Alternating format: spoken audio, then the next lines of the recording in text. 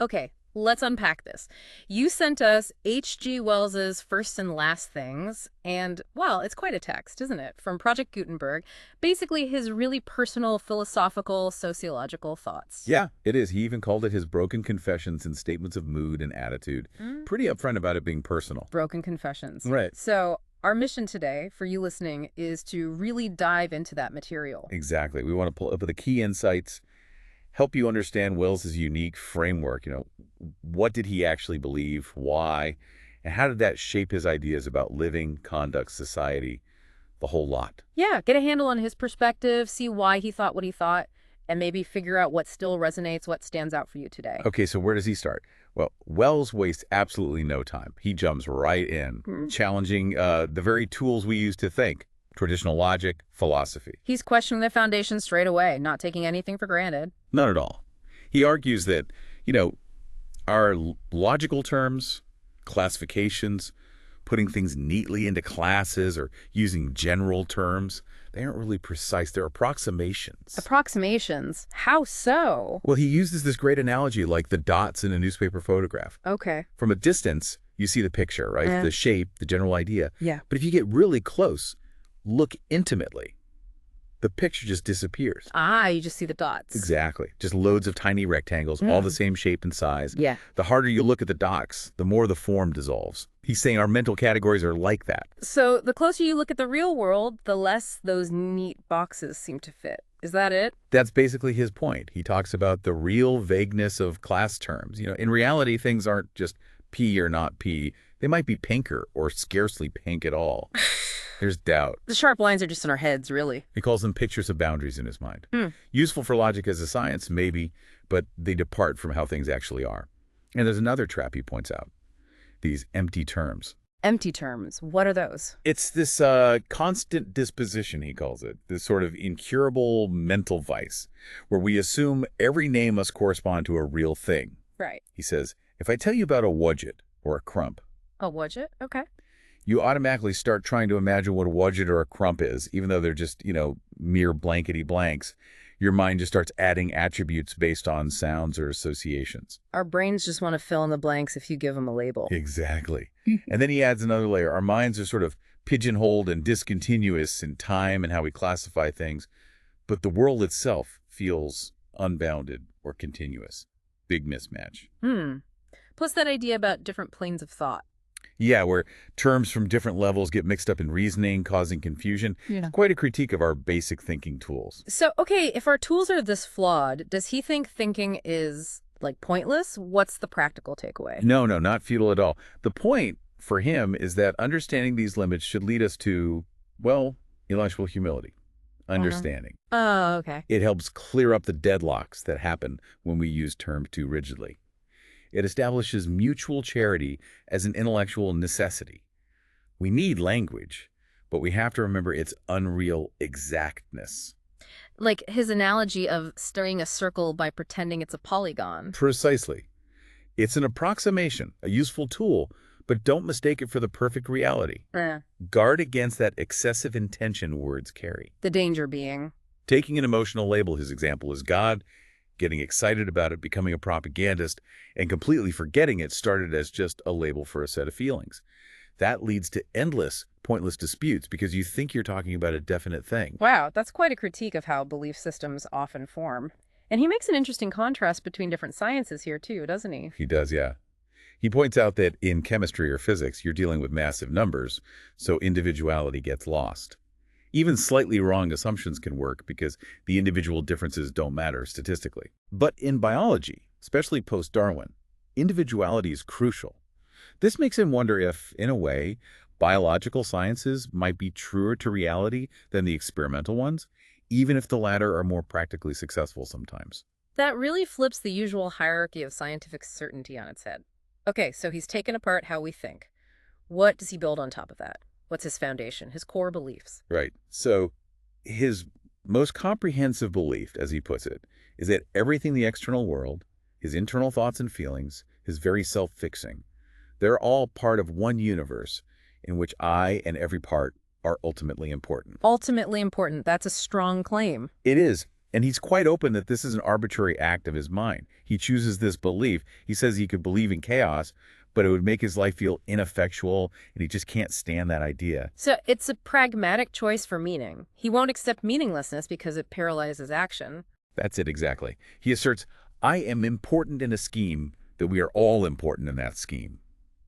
And he extends this importance, quite strikingly, to things like the wheel-smashed frog in the road and the fly drowning in the milk. Wow.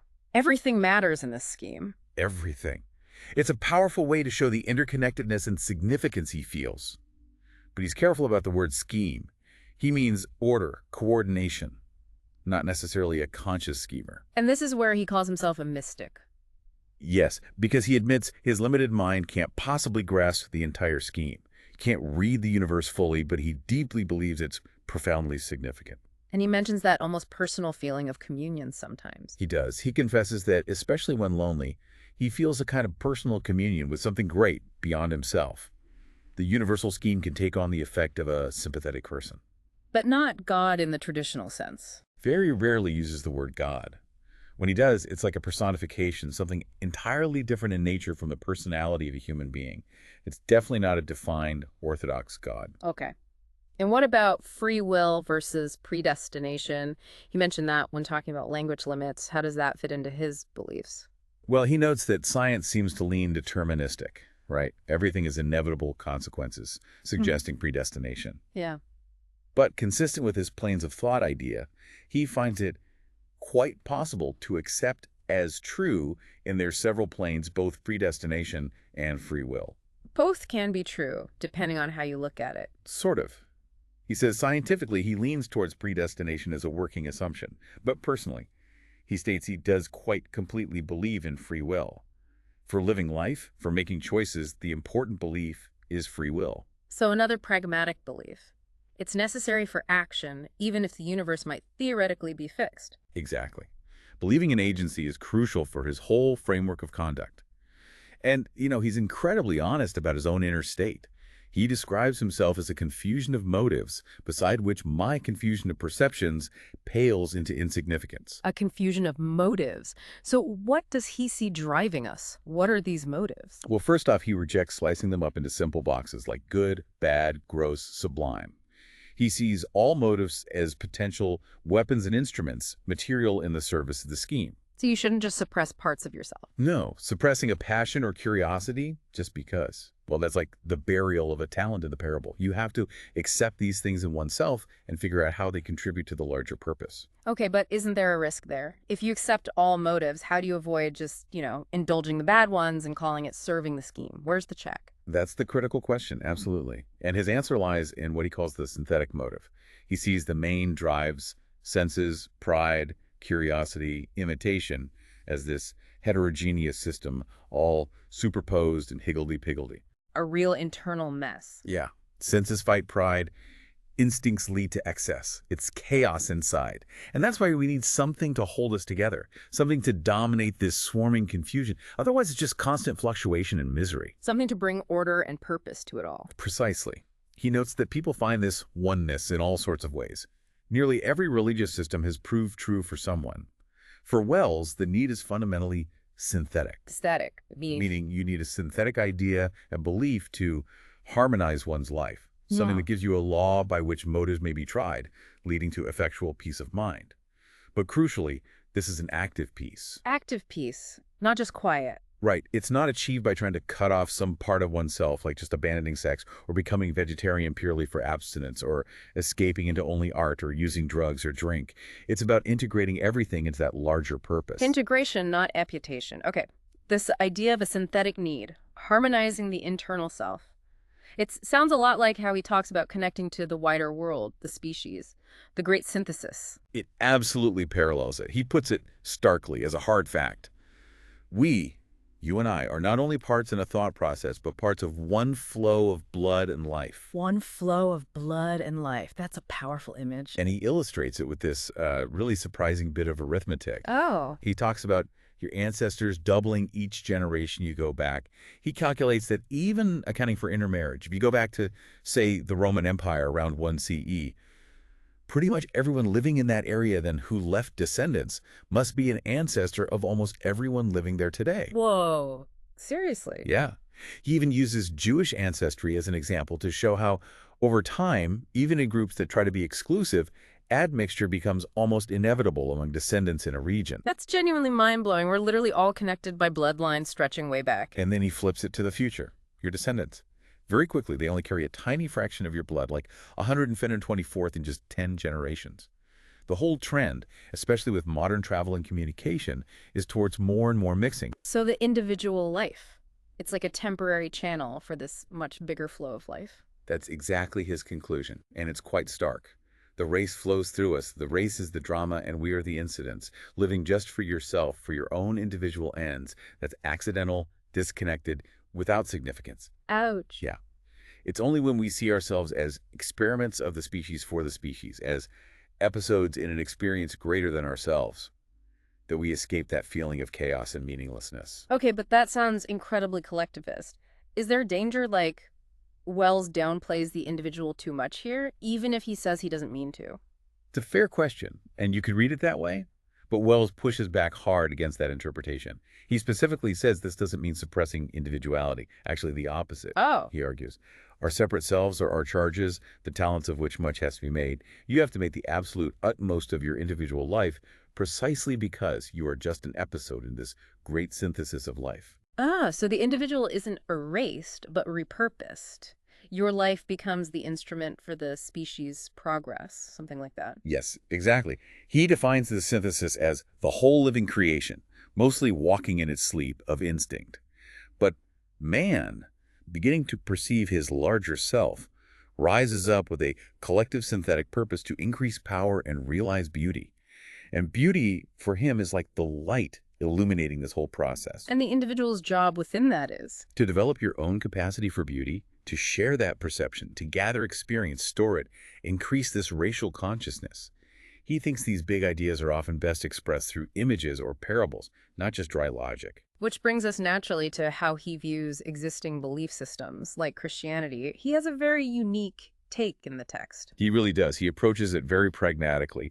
He sees the core of Christianity as the relationship people have with the risen Christ personality, that figure, that conception, that synthesis, which sustains millions. But he separates the figure from the definition of salvation itself. Absolutely. He says, look, if in your experience salvation is attainable through Christ, then certainly Christianity is true for you. It's about what works for the individual believer. But for Wells himself, salvation is just belief. That consolidation of motives through a scheme, not necessarily belief in him, meaning Christ. And his personal feeling about Christ is, well, quite blunt. He puts it very directly. Without aggression or regret, he says, that this figure, so central for so many, does not and never has attracted me. He just doesn't connect Christ with his own personal feeling of salvation. He even gets specific about why not, critiquing the personality. Yeah, he finds the idea of a divine friend appealing, sure, but he doesn't find that being in Christ. He sees Christ as not so much a humanized God as an incomprehensibly sinless being. Sinless, like it wasn't real enough. Kind of. He feels Christ's sinlessness means his incarnation, his becoming human, wears like a fancy dress.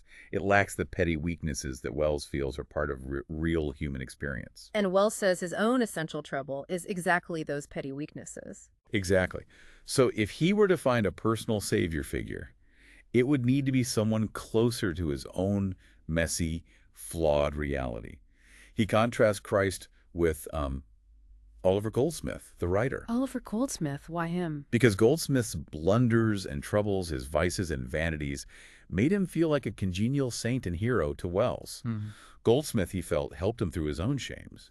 It was like Goldsmith was a relatable, imperfect guide, like a troglodyte who has seen a candle can imagine the sun. That's a really human, almost poignant need for a flawed figure you can relate to. It really is. And for Wells, Christ is just too fine for me, not incarnate enough, not flesh enough, not earth enough. He wasn't foolish or vain or forgetful, didn't mess up his miracles. Wells even says he could love him more easily if the dead had not risen. If he just stayed human, essentially. Yeah, stayed in the tomb instead of coming back more enhaloed and whiter than ever as a postscript to his own tragedy. It's a deeply personal explanation for why that particular story just doesn't click with his own needs. So, belief in the synthesis, this faith, It banishes fear and brings a desire for good. But it doesn't tell you exactly what good is. Precisely. It gives you the drive, the orientation, but not a simple rule book. Okay, so let's get practical. How does this complex framework translate into actual conduct? What does the good life look like according to Wells? Well, first he says asking what is good is like asking what is beauty. Hmm. There's no simple essence. Good is synthetic. It arises from things coming together well. There's no single universal definition. So what is good depends on. It must be determined by the nature of one's beliefs about the purpose in things. And for him, that purpose is the collective synthesis, developing the species consciousness, moving towards a socialist state, a world state. Exactly. So therefore, the good life is the life that most richly gathers and winnows and prepares experience, that contributes most effectively to the collective growth. That's his general expression for right living. And this ties directly into his view of socialism. Yes. For Wells, socialism isn't just an economic theory. It's a common step in the Great Synthesis. It's about organizing a collective purpose for shared interests, and it comes from self-discontent and self-abnegation. Aiming to fix. To end the avoidable waste and curable confusion in human life affecting everyone, peasants, workers, the rich, the poor. He sees the drive for social coordination and the personal quest for salvation as basically the social and the individual aspect of essentially the same desire. It's driven by thought and construction. The specific methods are secondary. And based on this, he defines a core social duty. Yeah, the preliminary social duty, which is intellectual work with and upon others. Yeah. Meaning not communicating your thoughts, your findings, is actually cowardice or pride. It's a sin against the collective. You have a duty to talk, teach, explain, write, listen. Every good socialist, he says, is a propagandist, spreading the belief as much as they can. And conversely, what kinds of living does he condemn? Well, based on that contribution principle, idleness, sport that isn't productive, it's living off inherited property income, he calls that being a social parasite, speculative trading, gambling, dishonest advertising, any unearned income really, unless it clearly serves the collective good somehow. The ideal being. Public employment, or maybe private enterprise, that's clearly aimed at public benefit and recognition, not just profit. And this seems a classic Wellesian tension. He immediately points out a huge practical problem with condemning income from property, right? He does. This is where his pragmatism really bites. He condemns it in principle, absolutely, but then he says it's practically impossible for a thoughtful person right now to just divest themselves of all property and investments. Why impossible? Two main reasons. First, in the world as it is, saving and investment are basically the only way for most people to get security, for old age, for leisure to think and create, for raising a family. Things the state should provide in his ideal future, but currently doesn't. Giving it up risks your freedom, your culture, your kids' future. And the second reason. If you give up your property, it doesn't just vanish. It goes to more egoistic possessors who won't use it for the collective good. So he argues, it's actually better for property to be held by people consciously working for social development who can strategically use those resources to help bring about the change. Wow. That's a tricky line to walk. It feels like the core tension of the whole book right there. It really is. The ideal versus the messy reality. He keeps coming back to it, that phrase. We live in the world as it is and not in the world as it should be. He pictures thinkers like himself as expeditionary soldiers far ahead of the main advance, having to create makeshift solutions because the proper support systems of the future aren't built yet. And he applies this exact tension to the position of women, especially wives and mothers, doesn't he? Very directly. He sees the work they do, bearing and raising the next generation, as absolutely the most urgent and necessary social work. Yet, it gets no direct recognition from the state. They're dependent on husbands. Dependent on husbands, whose pleasure often comes first, with the children and the state second.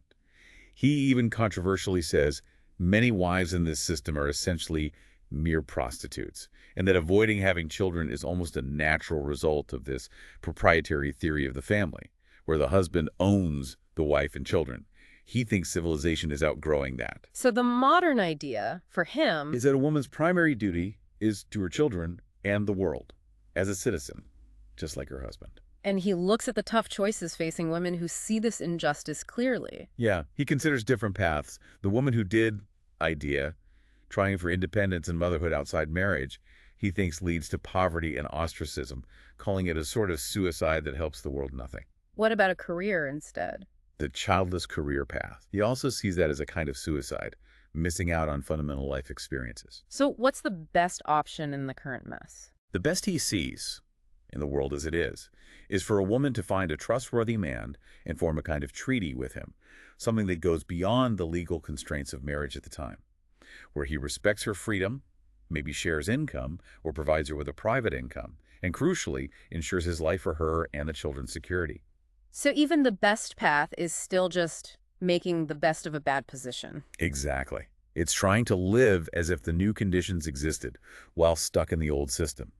He stresses that these expeditionary soldier thinkers need to be wise as well as loyal. Discretion becomes a form of loyalty to the future state you're trying to build. You have to navigate reality. Which leads to the idea of collective action. How do groups fit in? Associations, institutions? Well, he thinks groups of people who disagree with current ways can anticipate future lifestyles and offer mutual support. He mentions a friend's idea for a sort of spiritual community with its own marriage contract and insurance scheme for kids. Group support makes radical acts more socially tolerable than going it totally alone. And he reflects on his own earlier ideas about organizing reformers, like the New Republicanism or the samurai from a modern utopia. He does. He admits he was impatient back then, looking for a shortcut to organize people. The samurai were his vision of this voluntary nobility, open to anyone who followed a strict rule, who would eventually hold practically the whole of the responsible rule of the world. That rule sounded intense. What was involved? Oh, it was rigorous. Designed to weed out the lazy or base, disciplined people, ensure they work together. Physical standards, no being fat or too thin or flabby or having shaky nerves. Wow. Prohibitions on things like tobacco, alcohol, drugs, usury, just buying and selling without making anything, salesmanship, being a servant, and strict duties. Daily cold bath and shave, sleeping alone, eating and talking together at a clubhouse, reading a recent book every month, and this is the kicker. A yearly 7-day solitary retreat into the wilderness. 7 days, alone, in the wild. Yep. Bookless, weaponless, no fire. No fire. What was the point of that? To build physical and mental toughness, sure, but also to detach the mind completely from everyday worries, quarrels, even affections. To get perspective, get clean out of the world for a bit. So, writing this book, did he still think this organized samurai group was the answer? No, he'd actually become quite critical of attempts to make it real. He felt they focused too much on the organization and discipline itself, forgot it was supposed to serve thought and effort. They ended up isolated, using more energy than they generated. So the samurai became just an idea. Figures of suggestion, he calls them. An ideal of an attitude, not a blueprint for an organization. That dream was just a dream. He warns against banking talent with an organization. The individual believer has to figure out their own rule, their own discipline. So he shifted away from that top-down structured approach towards something more organic. Seems so. He encourages discussing your personal disciplines with others, forming smaller, natural groups, cliques, lovers, friends that arise from shared disposition. Find like-minded people, form leagues for specific goals. But trying to create a huge, formal samurai order, that's unrealizable, just impatience. The true brotherhood is universal, the path is long and toilsome, no shortcuts. He also sounds pretty skeptical about easily starting brand new things, like new starts or new religions in modern life. He does. He thinks it's harder now. Existing ties are strong, there's less outright persecution forcing people out. Change tends to be viviparous. The new grows inside the old forms. Innovators usually end up conforming imperfectly. He doubts busy, established people can really afford the huge disruption, time, energy, lost connections of a complete break. Which brings him to existing institutions, particularly the church. How does he view that? He makes a key distinction. Separate the institution from the creed. His own rules for conduct are tied to that human synthesis idea. So how does religious feeling fit? And he has this surprising argument about the Catholic Church, potentially being bigger than just Christianity. Yeah, it's an interesting historical argument he presents. He sees it developing alongside the Roman Empire, expressing its moral side. It adopted Christianity, but he suggests it might be capable of changing, broadening its teaching again. He views modern Westerners as, in a sense, children of the Catholic Church, part of a spiritual synthesis it represents, hard to fully detach from. He even suggests inviting others into it. He argues it's the only organization really aiming for religious Catholicity, a global collective religious consciousness, so maybe it should be opened up to non-European peoples. What about the idea of a mystical church, all true believers everywhere, regardless of institution? He says that's Profoundly true as a working assumption, for now. But he insists we need real collective feeling, actual worship together, a way for people to pray together, sing together, stand side by side, develop that collective being. He feels too much prayer is isolated, missing the sense of brotherhood. And the Reformation, in his view, failed at this. Totally. He saw it as a failed attempt at reconstruction that ended up fragmenting things terribly, created huge fissures based on old prejudices, forgotten arguments, vested interests. He thinks it left the Catholic Church itself impoverished. The real reconstruction, he argues, is still before us, running parallel to the needed reformation of the state. Okay, this explains why he's so strongly against secession. Absolutely. His whole belief system pushes against individual separation from the collective. Avoidable silence, secrecy, those are sins. Leaving an association. Fragmentation, another sin, unless you're leaving it for a clearly wider, more encompassing one. Schism, he says, is a graver sin than heresy. Braver than heresy? Why so serious? Because it breaks that collective bond, that potential for shared purpose and understanding. Creeds, rules, institutions, they're always going to be imperfect. They just need to be possible to work within. Searching for some perfectly pure group just leads to the solitude of universal dissent. Secession for him is often just an evasion of the hard work. So his advice is, stay and fight. Work within the flawed system. Resoundingly, yes. Disagree with your church, your state, fine. Be a reformer inside it. Declare it's just a detached part of the true, greater church of the world state that should exist, and try to broaden it from within. Only leave if it's absolutely unavoidable. Better to be kicked out fighting than to leave sulking. Exactly. Better expelled while struggling valiantly than withdrawing voluntarily. That's voluntary damnation, the denial of the brotherhood of man. Be a rebel, a revolutionary, fine, but a mere seceder, never. And he connects this need for collective feeling back to socialism again. Yeah, he felt old-style individualist liberalism was destructive. Socialists, he argues, need a church, a place for collective feeling and thought, just as much as they need a state to serve. The goal should be breaking down barriers, merging churches into one universal church. Although he does acknowledge a friend's counter-argument about secession, using biology. He mentions it, yeah. The friend argued secession can start a new integration, like species splitting off, that sincerity and separation can be creative forces. But Wells dismisses the analogy as misleading for society. Secession can just be suicide of one's public aspect if there's no real alternative organization to join. Like, quitting state employment just makes you a disconnected private person. Okay, let's shift to a really stark topic Wells addresses with, frankly, chilling foresight. War. Yeah, it's quite striking. He points out this odd contradiction in his time. Socialists who believed in state devotion for economics were often anti-military, while property defenders championing individual gain were often pro-conscription. He thought that was just muddled thinking. Mere muddleheadedness, yeah. Yeah. His ultimate goal is peace, a world state. But he criticizes socialists here, too. How so? He feels they fall into those secessionist methods, again, by trying to minimize their responsibility regarding war. Just turning your back leaves the whole issue to those least equipped to handle it wisely. War is a collective problem needing collective will to manage or prevent. How did he understand war's role in human history? He saw it as deeply correlated with human life, not something alien. It socialized killing, yes, but it also historically drove cooperation and development within the groups doing the fighting. He calls it an excretion of violence from the developing social body. And paradoxically, Through war and military organization only has it become possible to conceive of peace. It replaced older, chaotic individual violence with more organized group competition, which eventually, maybe, could be superseded. But he saw modern war, even before World War I, as something terrifyingly new. Absolutely. Colossal and unprecedented facts, he calls it. An overhanging disaster. He couldn't know the full scale, obviously, but he predicted destruction of property and industrial and social disorganization of the most monstrous dimensions, with unforeseeable limits of destruction. And he specifically mentioned flying machines. Yes. The near advent of practicable flying machines opens a whole new world of frightful possibilities. It's quite chilling to read now. He painted a pretty grim picture of what that might look like. He did. Towns red with destruction. Giant airships, warships crashing, shells on cities, roads choked with fugitives, food supplies wrecked, famine, riots, unstable rear lines, panic, the savagery of desperation. It sounds horribly familiar. So what did he see as the real danger behind all this destructive power? Not the technology itself, Mhm. ultimately. The real danger was the undisciplined forces in the collective mind that may set that machine in motion. Meaning, Meaning things like the press, political organizations, they were just haphazard growths entirely inferior to the military technology being developed. If civilization collapses in war, he argued, it wouldn't be because the weapons were too powerful, but because we failed to develop adequate powers of control and collective determination to manage them.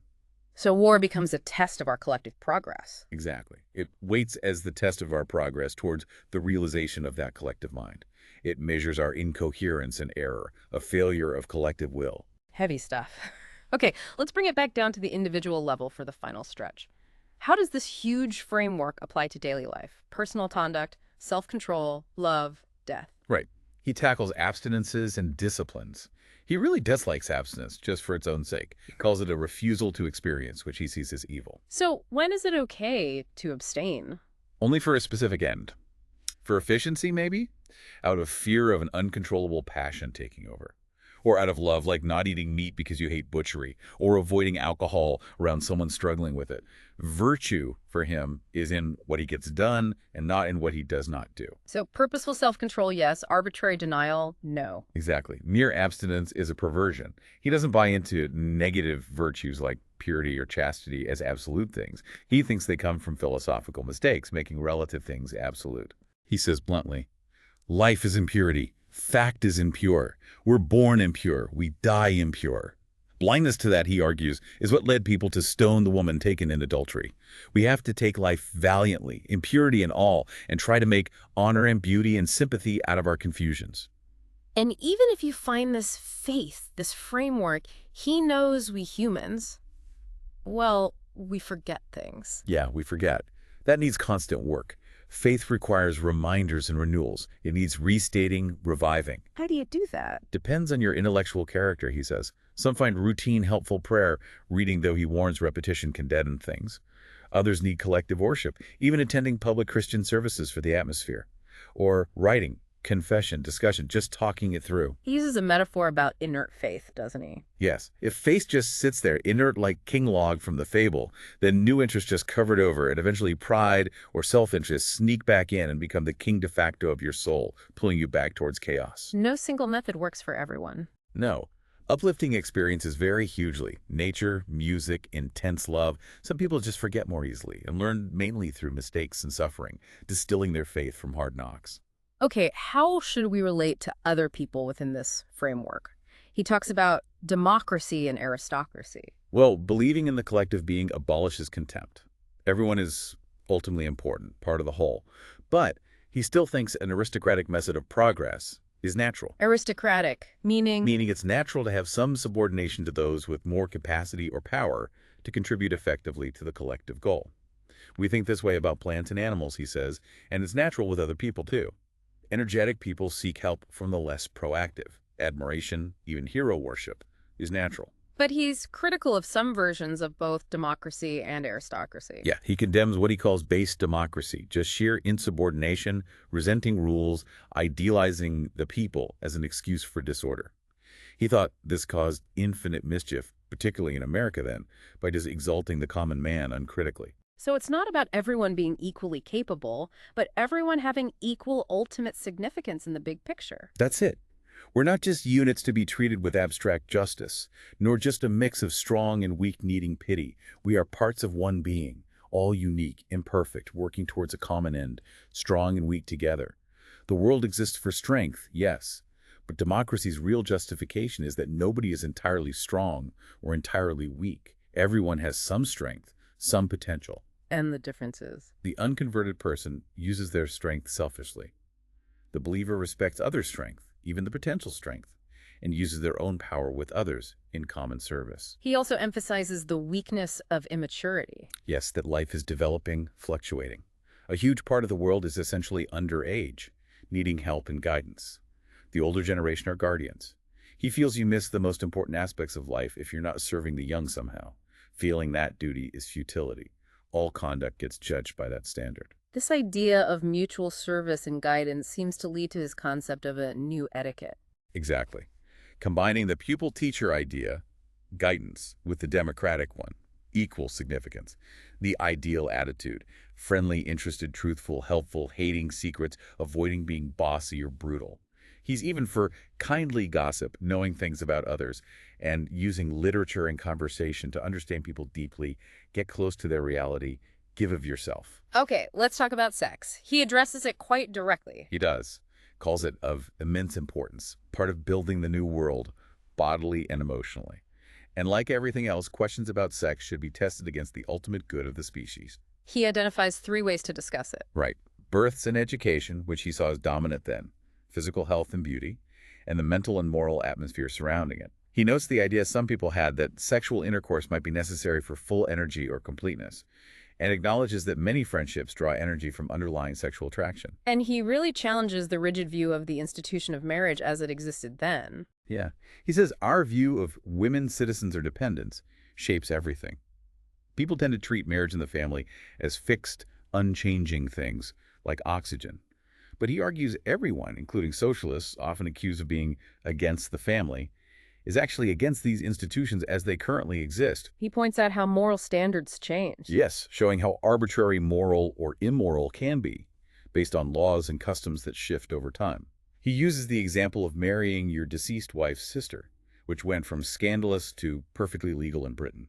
And he raises direct challenges to strict lifelong monogamy as the only valid model. He does. He points to the female surplus in the UK census figures, saying that makes rigorous insistence on monogamy difficult unless you assume female celibacy is wonderful. He also mentions the growing idea that female sexual life might be more important, less easily ignored than previously thought. So while most people might prefer monogamy, he acknowledges the possibility of other arrangements, like triangular mutuality working for some exceptional people. His main point is, don't forbid or treat bitterly groupings that you personally find inadvisable. Laws should have wide meshes to allow for different types of contented citizens, not just enforce one person's ideal. he even suggests marriage doesn't have to mean living together constantly. Right. He considers women who might want children but not the day-to-day upbringing, or who feel maternal but not sexual passion, and men who correspond, people who perhaps don't live together all the time. These temperaments exist, he says, and they have a right to find their way. Even polygamy might look different outside the isolated nuclear family model. And again, that refrain, we live in the world as it is. So how does he fit intense personal love into this grand, synthetic, species-focused view? Personal love is vital. It's flesh and blood, not something to be suppressed or crudely shoved aside. He sees it as a potential mediator. A mediator, like Christ or saints. Yes, like those figures, or heroes, or brotherhoods. They can link your private, intense life to the larger good, the great synthesis. Personal love can do that too. It can incarnate the synthesis for you, lead you towards universal service. What makes love true love for him? True love breaks down the boundaries of self, merges the lovers. Most of what passes for love, he thinks, is partial, often just enhancing egotism, leading to resentment, hatred, distrust. Jealousy, he says, is the measure of self-love. Egotistical love just seeks gratification or conquest. True love is mutual and easy-minded. But it's synthetic, like goodness or beauty. Not everyone needs it or understands it. Many just parody it. He uses an analogy about love's reach. Yeah, like an empire can have many capitals and towns, not just one center. A poor love doesn't overflow its boundaries, but true love, to love is to go living radiantly through the world. To love and be loved makes you fearless of experience and rich in the power to give.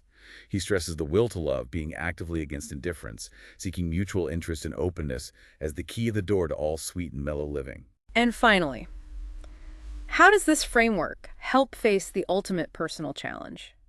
Death. Well, for the believer, their own death loses its terror. The purpose isn't personal survival. The experiment will be over. And that's okay within the larger scheme. But the deaths of loved ones. That's harder, he admits.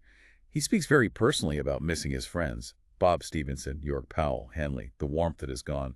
But faith, the belief in the synthesis, has to ultimately prevail even over intense personal love.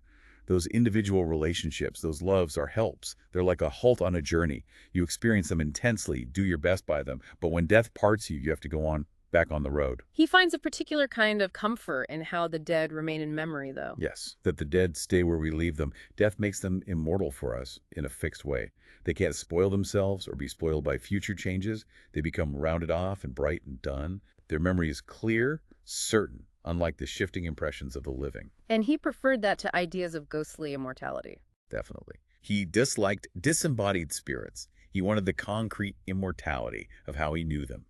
Stevenson slouching, Henley tapping his stick, ready to smash the table, Powell laughing. Real, vivid memories. And what about failure? The parable of the talents focuses on success after effort. Right, he sees that as a defect in the parable. What if you try your absolute best and still fail?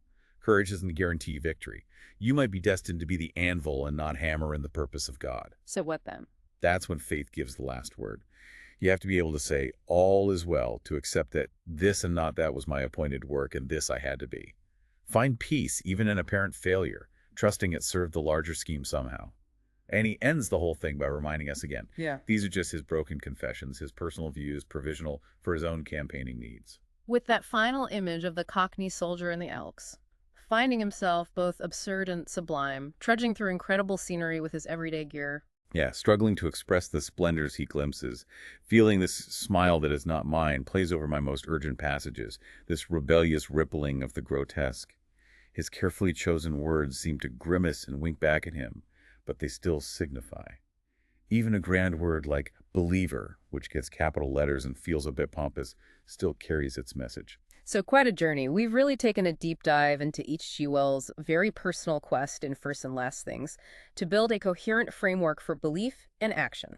Yeah, we've gone from his critique of how we even think and use language, through his core ideas about a meaningful, interconnected universe, our role as parts of the species, this great synthesis, all the way to his very practical, sometimes controversial, sometimes pragmatic views on living. And we saw how he grappled with relating to Christianity, figuring out conduct, socialism, the place of women, how groups should work, the looming threat of war, and ultimately love and death. Always coming back to that need for synthesis, for finding oneness.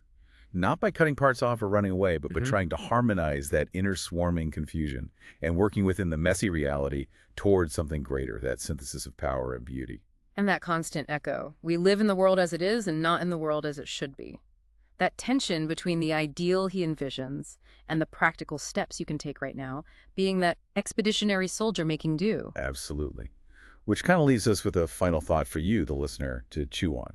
What does it mean for you right now in the world as you find it to be one of those expeditionary soldiers, or maybe even an anvil and not hammer? How do you contribute to a synthesis within yourself or in the world that you might never see fully finished?